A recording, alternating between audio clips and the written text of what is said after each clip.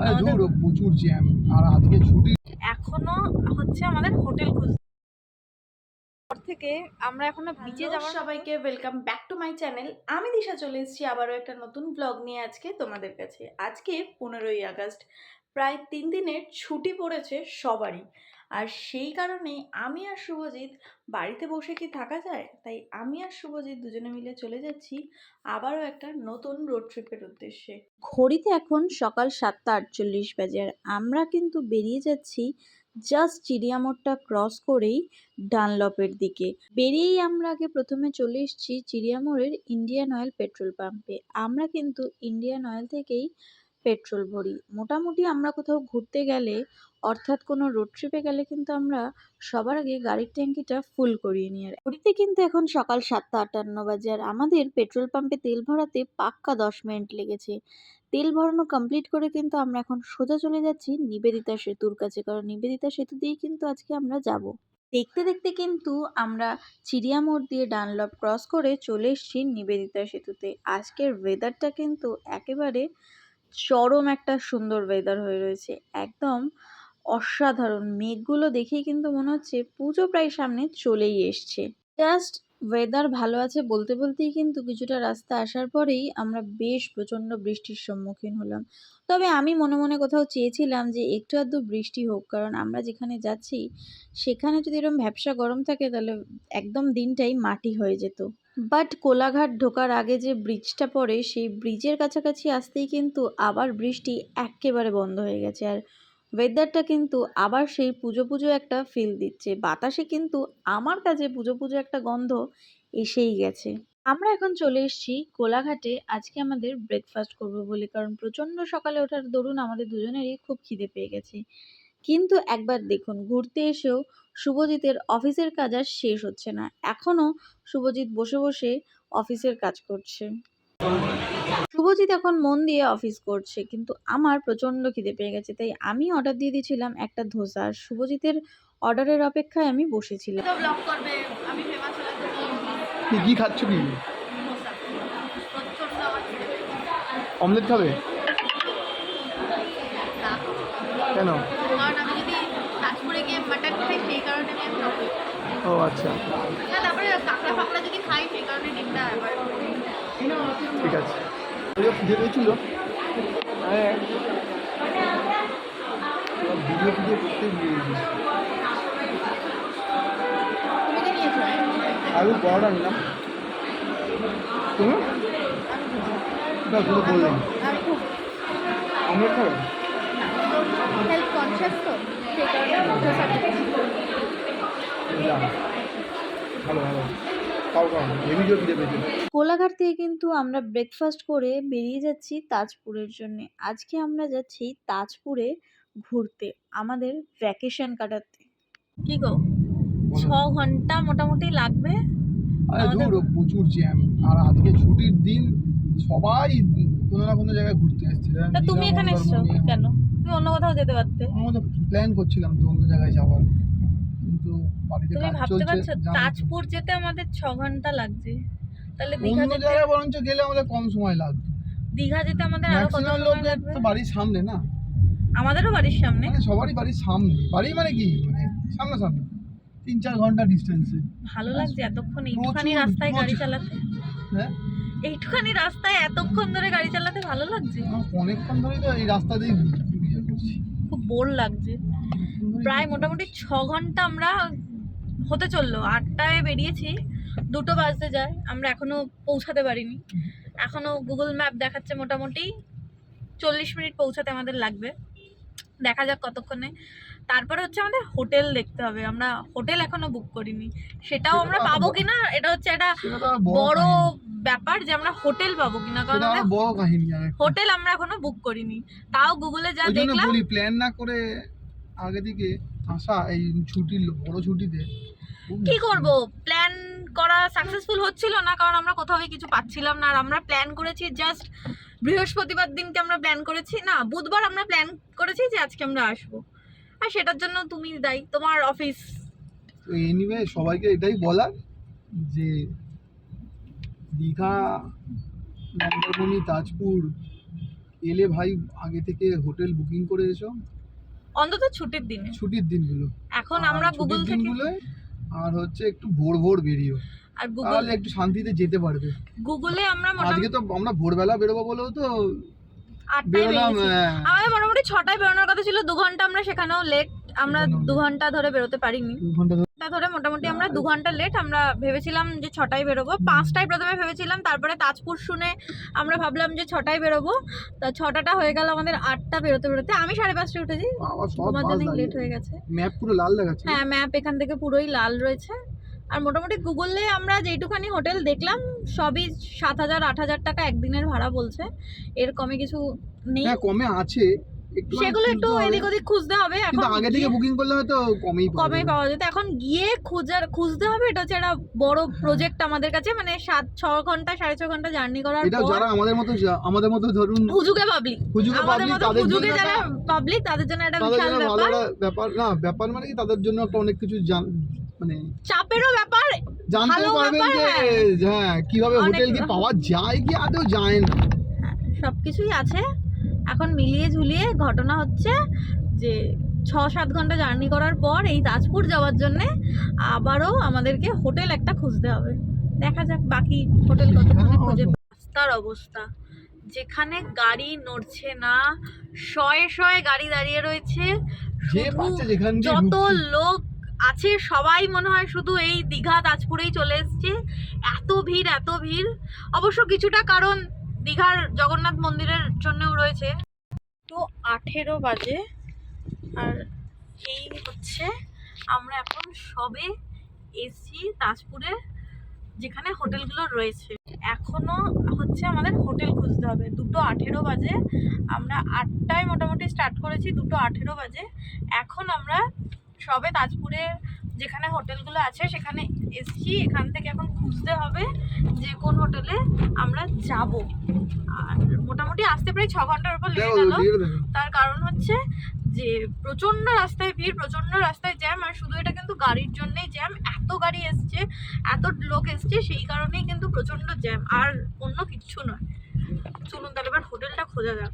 খোঁজাখুঁজির পর আমরা যে হোটেলটা পেয়েছি মৌচাক, এই যে আমাদের গাড়ি দাঁড়িয়ে রয়েছে, এই যে মৌচাক হোটেল অ্যান্ড রিসর্ট, এই যে মৌচাকের সমস্ত ডিটেইলস। এটা হলো মৌচাক রিসর্টের একদম ভেতরের অংশটা।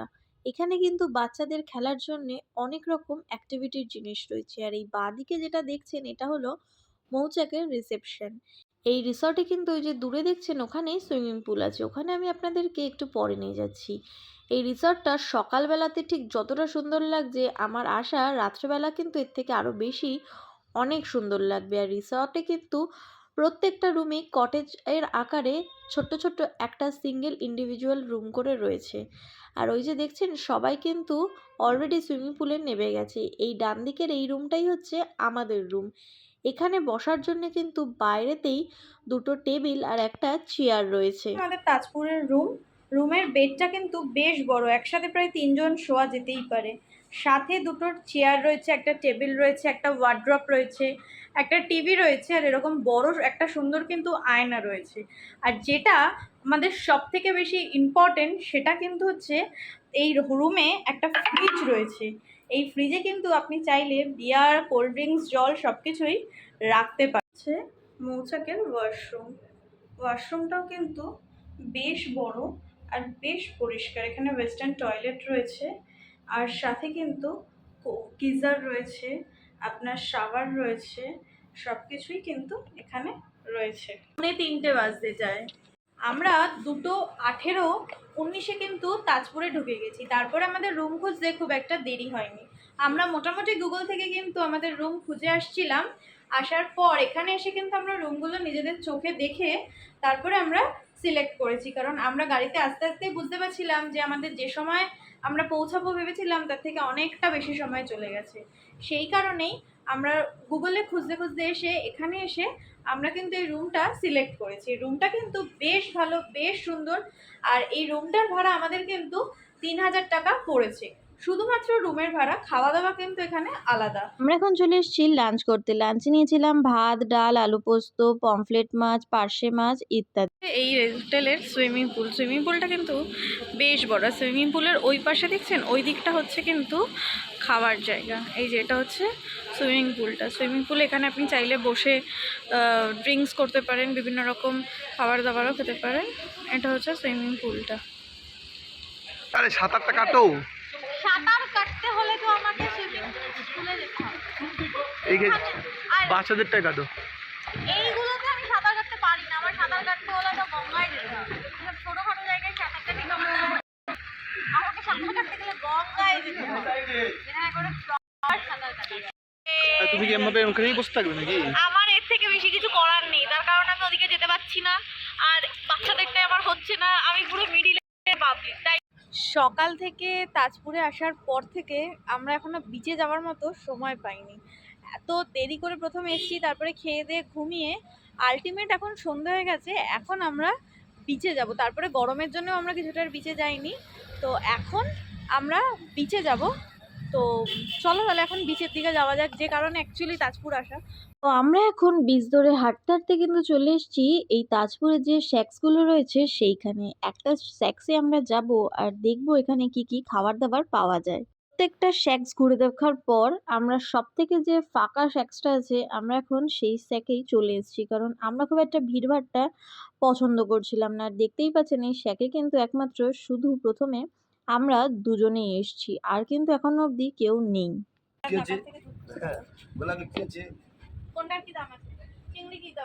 শ্যাকে এসেই কিন্তু আমি এখন শুরু করে ফেলেছিলাম কোন মাছের কি দাম আছে সেইটা নিয়ে। আমি মেনলি খেতে এসেছিলাম কাঁকড়াই, তবে কাঁকড়া খেতে আমার এখন একটু ভয়ই লাগে অ্যালার্জির জন্যে। সেই কারণেই কোন মাছের কি কি দাম চলছে সব কিছুই কিন্তু আমি জিজ্ঞাসা করছিলাম, তবে আমার ফোকাসটা বেশিরভাগটাই ছিল কাঁকড়ার দিকে। মানে মোটামুটি কাঁকড়া স্টার্টিং প্রাইস কিন্তু 350 টাকায় মাত্র 2 পিস কাঁকড়া দিচ্ছিল। তারপর এবার বিভিন্ন রকম প্রাইসের রয়েছে, আর মোটামুটি তাজপুরের সমস্ত কিছুরই দাম দেখলাম বেশ একটু খানিকটা বেশি।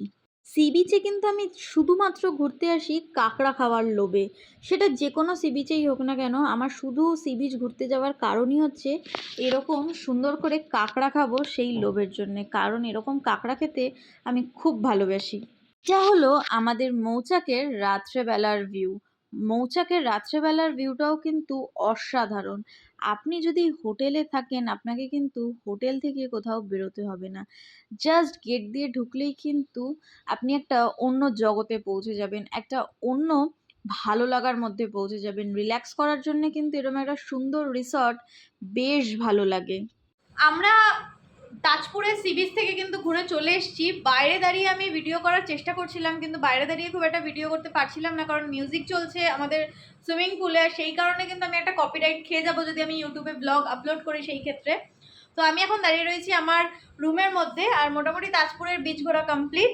তো এখন বাকি এনজয় যেটা রয়েছে সেটা আমরা আমাদের সুইমিং পুলে করব, আমাদের হোটেলেই করবো। আর আমাদের হোটেলটা কিন্তু খুবই সুন্দর, যেখানে কিন্তু আপনাকে বাইরে কোথাও যেতে হবে না। আপনি যদি মনে করেন যে আপনি হোটেলেই থাকবে, হোটেলেই এনজয় করবেন, সেটাও কিন্তু করা যেতে পারে। সমুদ্রে যখন এসছেন তখন আমি বলবো অবশ্যই বাইরে ঘুরে আসুন, কারণ বাইরের ওয়েদারটা যখন আপনি দেখবেন, বাইরের অ্যাটমসফিয়ারটা যখন আপনি দেখবেন, তখন কিন্তু আপনি 1 মিনিটের জন্য হলেও হোটেলের সব কিছু ভুলে যাবেন। বাইরেটা ঘুরে তারপরে এসে আবার হোটেলটাকে এনজয় করুন, এটা আমার তরফ থেকে সাজেশন রইল। তাহলে চলুন এখন আমরা আমাদের হোটেলটাকে একটু এনজয় করি। আমরা কিন্তু এখন চলে এসেছি আমাদের রিসর্টের সুইমিং পুলে। সুইমিং পুলে কিন্তু আমরা আসার আগে সবাই বেশ এনজয় করছিল, আর আমরাও এখন এনজয় করার জন্য চলে এসেছি। ঘড়ি বলছে কিন্তু এখন প্রায় 11:30 বাজে। অনেকক্ষণ প্রায় পুলে স্নান করেছি। পুলে স্নান করার পর আমরা মোটামুটি এখন সবাই ফ্রেশ হয়ে গেছি। হয়ে যাওয়ার পর কিন্তু আমি আর শুভজিৎ এখন যাব আমাদের ডিনার কমপ্লিট করতে। তাহলে মোটামুটি পুলে 1.5-2 ঘন্টা পার্টি করার পরও কিন্তু আরে ভাই নাচো কম, বলো কি খাবার অর্ডার দিয়েছো কি? খেতে এসে এখনো কি অর্ডার দিয়েছো? কি অর্ডার দিয়েছো? এরকম একটু এনজয় করতে ভালোই বাসি, এনজয় করতে বেশ ভালোই লাগে। আজকের রাত, আজকের এই মোমেন্টটা জানি না আবার আমাদের কবে ফিরে আসবে, কারণ এখন আমরা কোনো ট্যুরে যাব না। আমাদের এই মুহূর্তে ব্যবসাটা হচ্ছে এখন পিক সিজন, কারণ আমাদের একটা বাইক এক্সারসাইজের শপ আছে। তো এই মুহূর্তে বর্ষাকাল চলে যাচ্ছে, পুজোর সময় থেকে শীতকালটা আমাদের বাইক এক্সারসাইজের একটা পিক টাইম চলে। তো জানি না আমরা আবার কবে ট্রিপে আসবো। তো আজকের দিনটা, আজকের রাতটা আমাদের এই মুহূর্তে পুজোর আগের শেষ একটা ট্রিপ বলতে পারেন।